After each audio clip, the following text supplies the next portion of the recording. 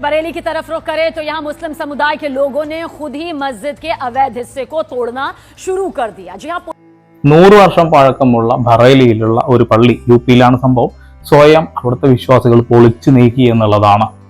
ഈ ഒരു വാർത്ത കേൾക്കുമ്പോൾ നമ്മൾ ഭയപ്പെടേണ്ട കാര്യമൊന്നുമില്ല. കാരണം കേട്ട് കേട്ട് കേട്ട് തയക്കമായി.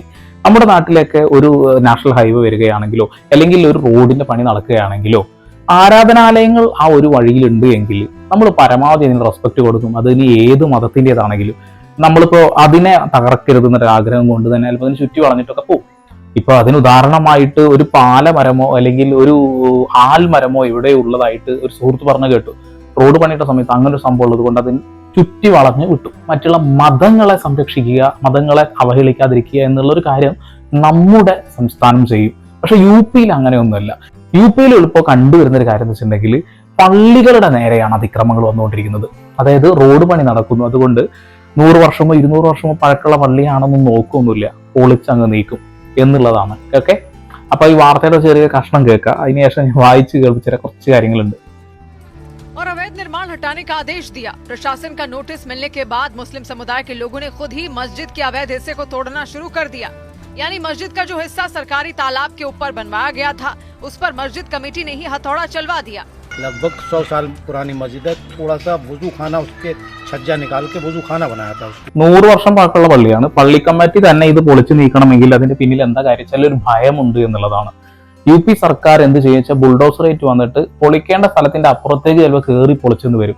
അനധികൃതമായി ഉണ്ടാക്കിയ ഭാഗത്തിന് പുറമെ അത്രയും വർഷം പഴക്കമുള്ള പള്ളി ചിലപ്പോൾ ഒരു തുടച്ചു നീക്കും. അതുകൊണ്ട് തന്നെയാണ് ഇവർ പൊളിക്കുന്നത്. ഈ പള്ളിക്ക് എന്ത് സംഭവിച്ചു എന്ന് വെച്ചിട്ടുണ്ടെങ്കിൽ ഇവർ നിരന്തരമായിട്ട് വുദു എടുക്കാനൊക്കെ ഉപയോഗിച്ചിരുന്ന ഒരു കുളം, പള്ളിക്കുളം, കുളം ഇതിന് മുന്നിലുണ്ട്. ഇത് ഈ ഒരു പള്ളിയുടെ ഭാഗമായിട്ടുള്ളതല്ല എന്നുള്ളതാണ്. അത് പബ്ലിക് ആയിട്ടുള്ള ഒരു കുളമാണ്.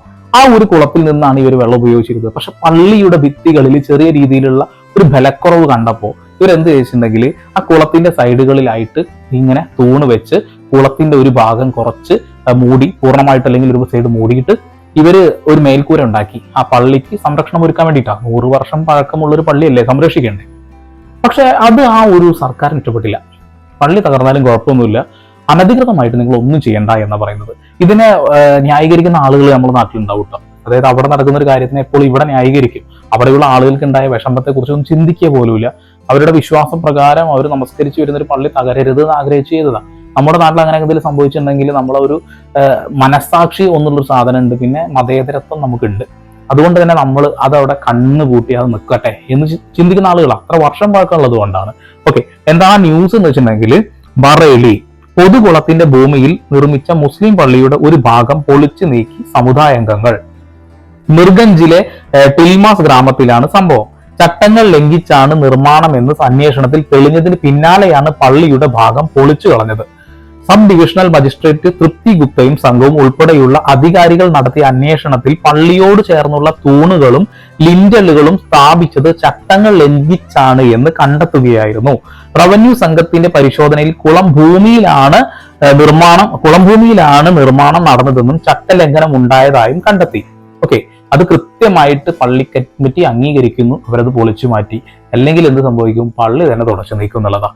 തിങ്കളാഴ്ച പ്രദേശവാസികളായ ചില സമുദായാംഗങ്ങൾ ചേർന്ന് അനധികൃത കെട്ടിടം സ്വമേധയ നീക്കം ചെയ്യാമെന്ന് സബ് ഡിവിഷണൽ മജിസ്ട്രേറ്റിനെ അറിയിക്കുകയായിരുന്നു. തുടർന്ന് പോലീസ് മേൽനോട്ടത്തിൽ തിങ്കളാഴ്ച വൈകുന്നേരത്തോടെ പൊളിക്കാനുള്ള ജോലികളും ആരംഭിച്ചു. ഗ്രാമത്തിലെ ഭൂ ഉടമകളാണ് ആദ്യം പള്ളി നിർമ്മിച്ചത്. കുളത്തിലെ വെള്ളം വിശ്വാസികൾ അംഗശുദ്ധി വരുത്താൻ ഉപയോഗിച്ചിരുന്നു എന്ന് പ്രദേശവാസിയായ നിസാർ വിശദീകരിച്ചു. വെള്ളം കയറി ഭിത്തി നശിക്കാൻ തുടങ്ങിയപ്പോഴാണ് തൂണുകളും ഒരു ലിൻഡലും സമീപകാലത്ത് നിർമ്മിച്ചത് എന്ന് നിസാർ പറയുന്നു. നിർമ്മാണം നിയമവിരുദ്ധമായതിനാൽ ഞങ്ങൾ അത് സ്വയം നീക്കം ചെയ്യുന്നു എന്നും നിസാർ പറഞ്ഞു. സമുദായാംഗങ്ങളിൽ നിന്നുണ്ടായ തുറന്ന സമീപനത്തെ SDM തൃപ്തി ഗുപ്ത അഭിനന്ദിച്ചു. വിഷയത്തിൽ സമാധാനപരമായ പരിഹാരമുണ്ടായതിൽ അവർ സന്തോഷവും പ്രകടിപ്പിച്ചു. അങ്ങനെ പൂർണ്ണമായിട്ടും അത് അവസാനിച്ചു നമുക്ക് വിശ്വസിക്കാനൊന്നും കഴിയില്ല. അവരത് പൊളിച്ചു മാറ്റുന്നു എന്നുള്ള കാര്യം അവരുടെ ആ ഒരു ഉദ്യോഗസ്ഥർക്ക് ഭയങ്കര സന്തോഷമായി എന്നുള്ളതാണ്. പക്ഷെ ഇതേ സ്ഥലത്ത് തന്നെ വേറൊരു പള്ളി, അത്യാവശ്യം നല്ല പഴക്കമുള്ള ഒരു പള്ളി തന്നെ, നിങ്ങൾ സൈഡിൽ ഫോട്ടോ കാണുന്നു. ആ ഒരു പള്ളിയുടെ 3 മിനാരങ്ങളോ 4 മിനാരങ്ങളോ അവർ നിർമ്മിച്ചപ്പോൾ ആ ദിവസം അവിടെയുള്ള ഹിന്ദുക്കൾ ആയിട്ടുള്ള കുറച്ച് ആളുകൾ PHP ആൾക്കാർ വന്നിട്ട് വലിയ പ്രശ്നം ഉണ്ടാക്കി അനധികൃതമായി ഉണ്ടാക്കുന്നു എന്ന് പറഞ്ഞുകൊണ്ടാണ്. അതും അത്ര പഴക്കമുള്ള ഒരു പള്ളിയുടെ പള്ളി മിനാരം പുതുക്കി പണിതതാണ്.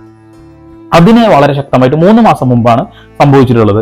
അതിനെ ശക്തമായി എതിർക്കുകയും അത് പൊളിച്ചു നീക്കുകയും ചെയ്തിട്ടുണ്ട്. അപ്പൊ നമ്മൾ ഈ ഇടയായിട്ട് കുറച്ച് കാര്യങ്ങൾ കേൾക്കുന്നല്ലാതെ അതിന് മുന്നോടിയായിട്ട് ബറേലി എന്ന് പറഞ്ഞ സ്ഥലത്ത് ഒരുപാട് പള്ളികൾക്ക് നേരെ ഇത്തരം പ്രശ്നങ്ങൾ സംഭവിച്ചുകൊണ്ടിരിക്കുന്നുണ്ട്.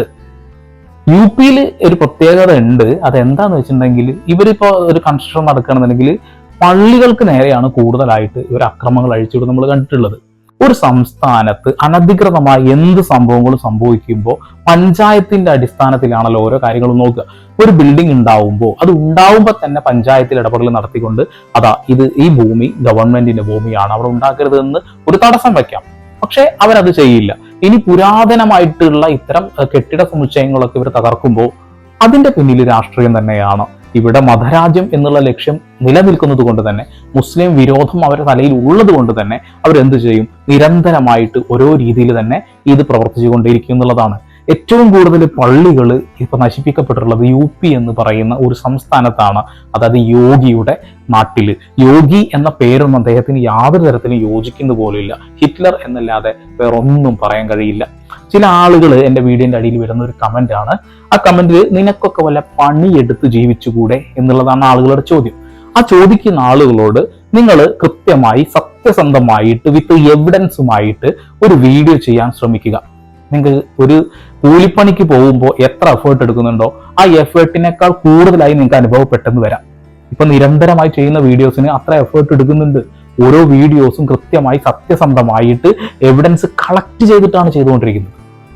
അപ്പോൾ അങ്ങനെ കൊച്ചാക്കി കാണുന്ന ആളുകൾക്കോട് പറയാനുള്ളത്, നിങ്ങൾക്ക് എൻ്റെ വീഡിയോന്റെ അടിയിൽ വന്ന് കമന്റ് ഇടുന്ന സമയം നിങ്ങൾ നശിപ്പിച്ച് കളയരുത്.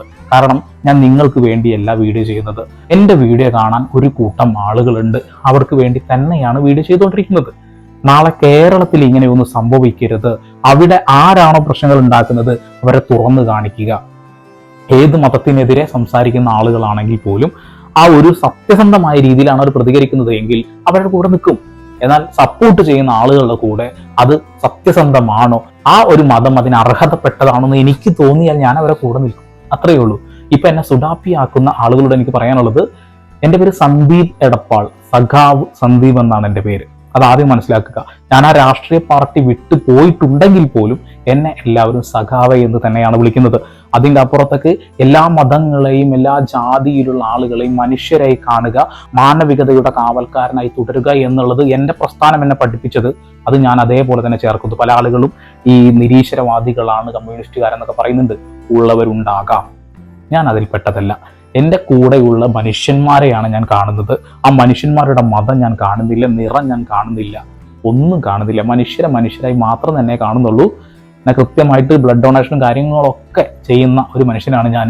മനുഷ്യത്വത്തിന് വേണ്ടി മാത്രമാണ് നിലകൊണ്ടിട്ടുള്ളത്. അതിപ്പോൾ ഈ ഒരു നിമിഷം വരെ പോലും ഞാൻ അത് തന്നെ ചെയ്തിട്ടുള്ളത്. എന്തെങ്കിലും തെറ്റുകൾ ഏതെങ്കിലും മനുഷ്യന്മാർക്ക് പറ്റാതിരിക്കില്ലല്ലോ. അതേപോലെ പറ്റുകയാണെങ്കിൽ, ഇതുവരെ പറ്റിയെന്ന് വിശ്വസിക്കുന്നില്ല, പറ്റുകയാണെങ്കിൽ തിരുത്തുക തന്നെ ചെയ്യും, ഒരു സംശയവും വേണ്ട. ഇവിടെ ഞാൻ സത്യസന്ധമായിട്ട് മാത്രമാണ് നിലപാടെടുത്തിട്ടുള്ളത്.